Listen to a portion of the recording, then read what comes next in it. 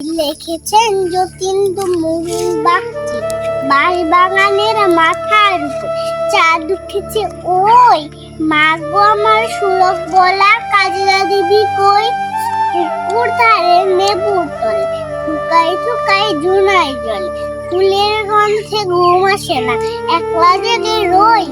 মা গো আমার ফুলের কাছে কাজলা দিদি কই।